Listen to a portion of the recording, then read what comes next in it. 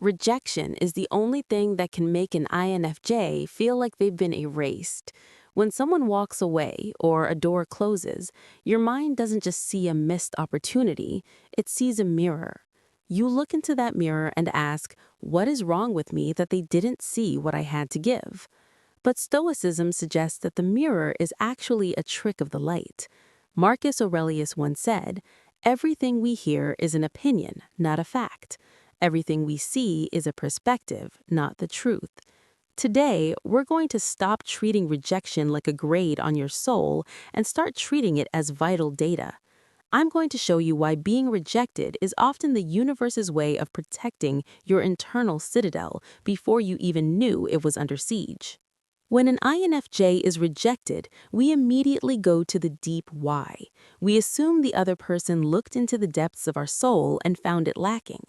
The Stoic reframe is this: people do not react to you, they react to their perception of you, and their perception is filtered through their own trauma, their own shallow needs, and their own limitations.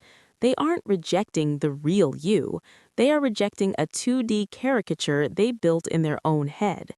Why are you losing sleep over the opinion of someone who doesn't even have the resolution to see you clearly? The Stoics practiced something called objective representation. This means describing an event without the emotional adjectives.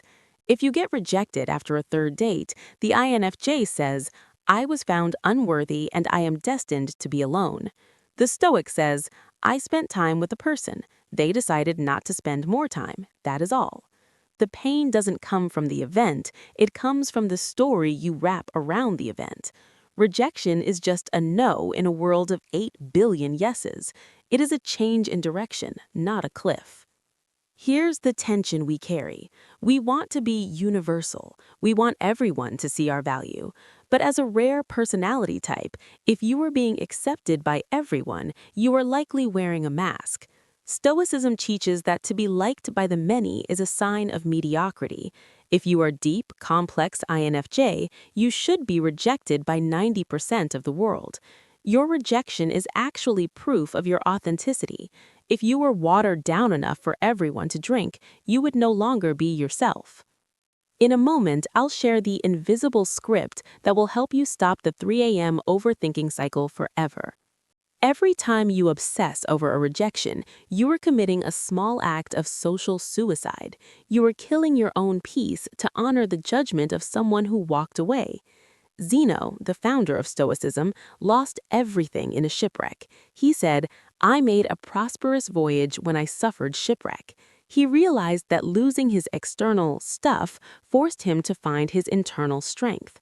For the INFJ, every rejection is a shipwreck that leaves you stranded on the island of your own self, and that island is the only place where you can truly build your power.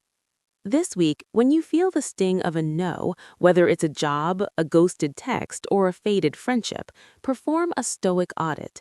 Ask yourself, is their opinion within my control? No.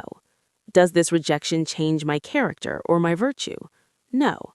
Am I upset about the person or am I upset about the fantasy I had for the future?